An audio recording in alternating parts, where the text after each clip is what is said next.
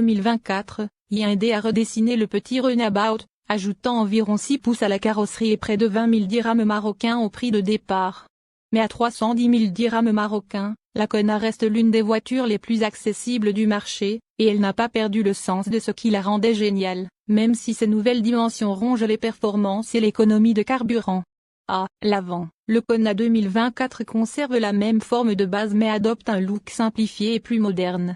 Un feu de position très fin s'étend sur toute la largeur de la voiture. L'ancienne calandre a disparu et son remplacement comporte des volets actifs pour faciliter la circulation de l'air. Les modifications apportées à l'arrière reflètent celles à l'avant, avec un élégant feu rouge qui s'étend d'un coin à l'autre. Si ces touches ne suffisent pas, le modèle N-Line le rehausse avec un revêtement couleur carrosserie et un aileron arrière accrocheur, ainsi que des pare-chocs et des roues spécifiques à la N-Line. Hyundai a tout mis en œuvre pour faire de l'habitacle un endroit plus agréable où passer les matins et les soirs de la semaine. Les clients qui connaissent la météo réelle apprécieront les sièges chauffants et ventilés en option ainsi que le volant chauffant disponible. Les écrans du groupe de jauge et d'infodivertissement de l'ancien modèle sont remplacés par la paire d'écrans plus moderne d'Hyundai de 12,3 pouces combinée dans une lunette monobloc. Il existe une poignée de connexion USB-C utile pour les passagers avant et arrière pour un chargement facile. Le levier de vitesse a migré de la console centrale vers la colonne, ouvrant ainsi un espace de rangement entre les sièges avant. Le résultat est une console centrale non conventionnelle mais pratique, idéale pour les sacs à main ou autres objets volumineux. Étrangement, le nouveau rangement ne se ferme pas réellement, il est donc plus difficile de cacher des objets dans une voiture garée.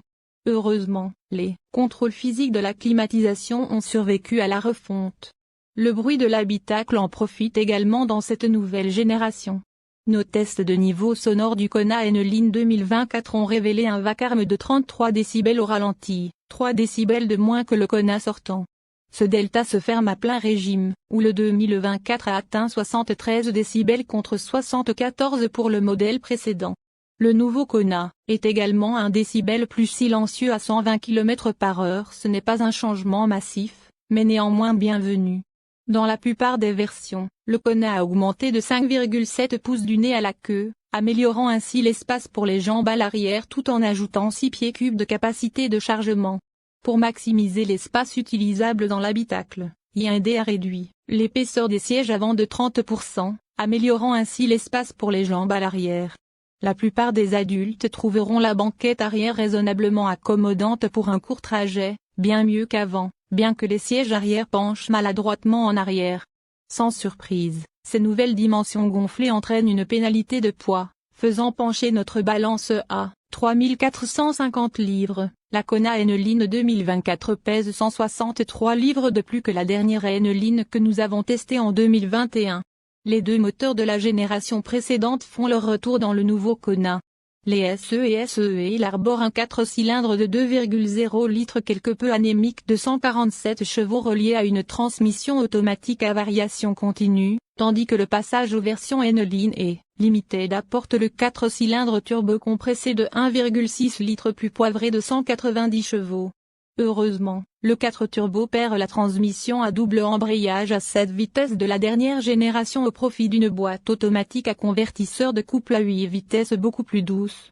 Le dernier Kona turbo compressé que nous avons testé a atteint 100 km/h en 7,3 secondes, mais compte tenu du gain de poids générationnel, nous n'avons pas été vraiment surpris de voir la N-Line 2024 nécessiter 7,5 secondes pour la même tâche.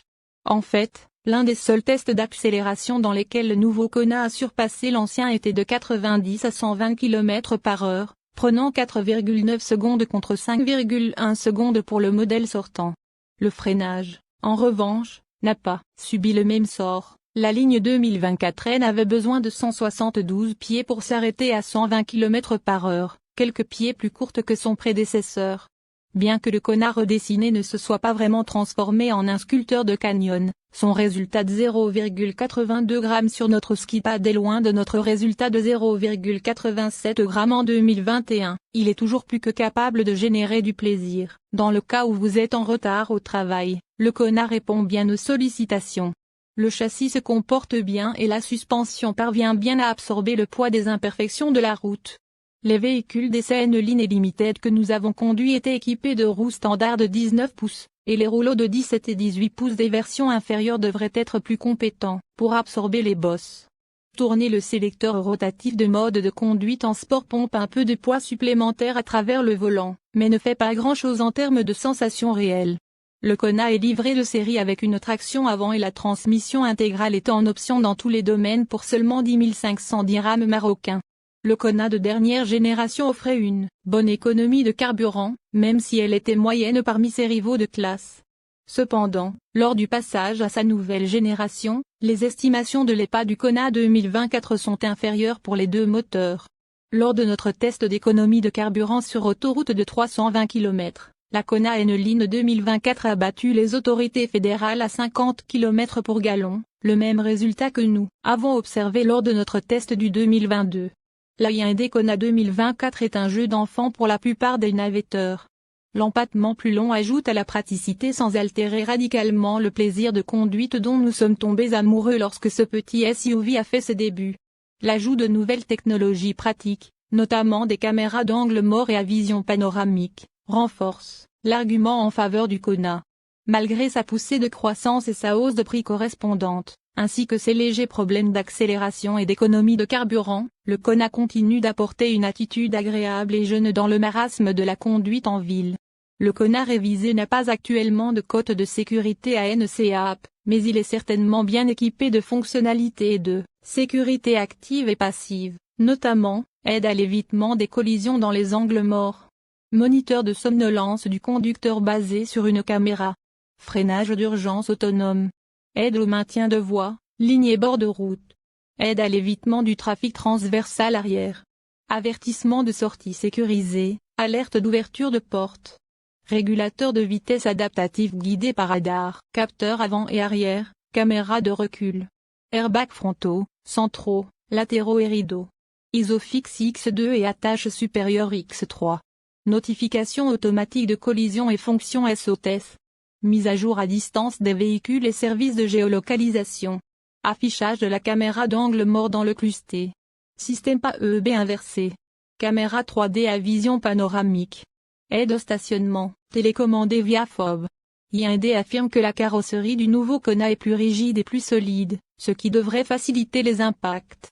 Tous les systèmes ont très bien fonctionné, notamment la façon dont le Kona peut se diriger dans les virages et refléter la vitesse du véhicule qui le précède sur les autoroutes. Notez que le système de surveillance par caméra de signalisation routière vous envoie un carillon chaque fois que vous dépassez par inadvertance la limite de vitesse, ce qui est pratique, quoique un peu.